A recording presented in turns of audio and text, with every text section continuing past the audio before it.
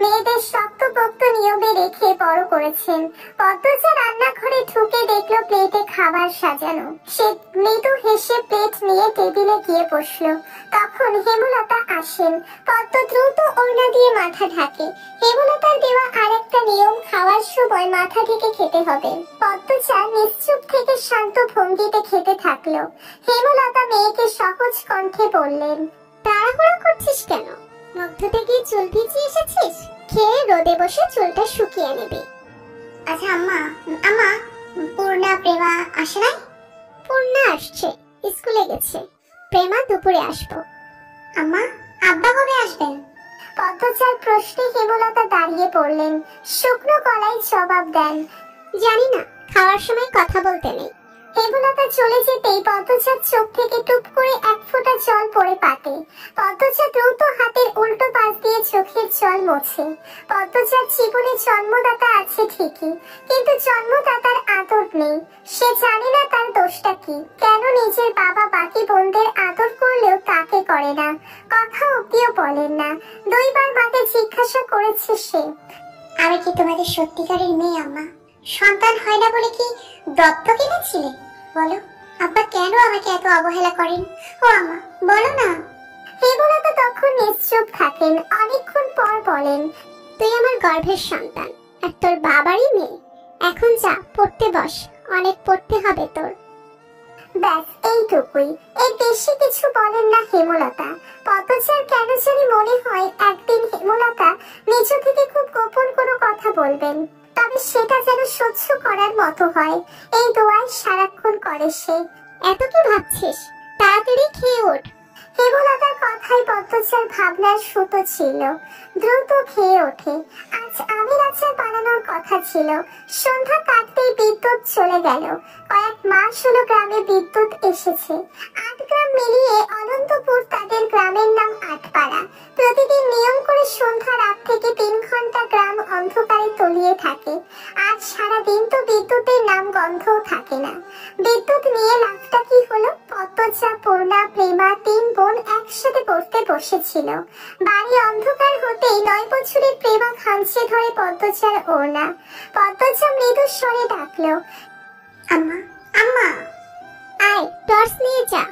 হেমলতার আহ্বানে পদ্মজা উঠে দাঁড়ালো। প্রেমা অন্ধকার খুব ভয় পায়। পদ্মজার ওড়না ছেড়ে পূর্ণার হাত চেপে ধরে। টর্চ দিয়ে রুমে ঢোকার মুহূর্তে পদ্মজা গেট খোলার আওয়াজ পেল। ওকে দিয়ে হানিফকে দেখে সে দ্রুত রুমে ঢুকে পড়ল। হানিফ পদ্মজার সৎ মামা। বুবু বাড়ি আন্দার কেন? বাতি টাতি জ্বালাও। হানিফের কণ্ঠ। হানিফ আসছিস? হেমলতা রুম থেকে বেরিয়ে বলেন, হাতে হারিকেন। হানিফ সবকটি দাঁত বের করে হাসলো, বলল, হ্যাঁ আমি। আয় ভেতরে আয়। হানিফ বারান্দা পেরিয়ে বড় ঘরে ঢুকে বলল, তোমার ছেড়িগুলান কইতে? আছে রুমে পড়ছে। এই আন্দারে পড়ে? হেমলতা কিছু বললেন না। হানিফ এই বাড়িতে আসলে কেন জানি খুব অস্বস্তি হয়, অকারণে। ওদের খাওয়ার সময় হয়েছে, তুইও খেয়ে নে। এইখানে খামো না, তোমার সরাইখানা যাইতে হইব। কথাটাই রসিকতা ছিল। গ্রামে থেকেও হেমলতা খাওয়ার জন্য আলাদা রুম নির্বাচন করেছেন, সেটা হানিফের কাছে রসিকতাই বটে। হেমলতা প্রশ্নের জবাব সোজা সাপটা না দিয়ে বললেন, খেতে চাইলে খেতে আয়। পদ্মজা কিছুতেই খেতে আসলো না। কেমন জড়সড় হয়ে আছে। মনে হচ্ছে হানিফকে ভয় পাচ্ছে বা অবহেলা করছে। হানিফ ৬ বছর সৌদিতে ছিল। ৩ মাস হলো দেশে ফিরেছে। ৩ মাসে যতবার হানিফ এই বাড়িতে পা রেখেছে ততবারই পদ্মজা অজুহাত দিয়ে দূরে দূরে থেকেছে। হেমলতার বিচক্ষণ মস্তিষ্ক মুহূর্তে ভেবে নিল অনেক কিছু, তাই জোর করলেন না। আজই এই লুকোচুরির ফয়সালা হবে। হানিফ পদ্মজাকে দেখার জন্য অনেক ছলচাতুরি করলো, কিছুতেই সুযোগ পেল না। বিদ্যুৎ আসার ঘন্টা খানিক পর হানিফ চলে যায়। পূর্ণা প্রেমা রুমে ঢুকতেই পদ্মজা ঝাঁপিয়ে পড়ে। রুদ্ধশ্বাস কণ্ঠে বলল, কতবার না করেছি লোকটার পাশে বেশিক্ষণ না থাকতে, তোরা কেন শুনিস না আমার কথা? পূর্ণা ও প্রেমা বিস্ময়ে হতবিহ্বল। পদ্মজা কখনো তাদের এমন নিষেধ দেয়নি, তাহলে এখন কেন এমন বলছে? হেমলতা রুমে ঢুকতেই পদ্মজা চুপসে গেল। পদ্মামার রুমে আয়। মায়ের এমন কঠিন কণ্ঠ শুনে পদ্মজার কলিজা শুকিয়ে আসে। হেমলতা নিজের ঘরে চলে যান। হেমলতা মেয়ের দিকে তীক্ষ্ণ দৃষ্টিতে তাকিয়ে আছেন। পদ্মজা নতজানু হয়ে কাঁপছে। সুন্দরীরা ভীতু আর বোকা হয় তার দৃষ্টান্ত প্রমাণ পদ্মজা।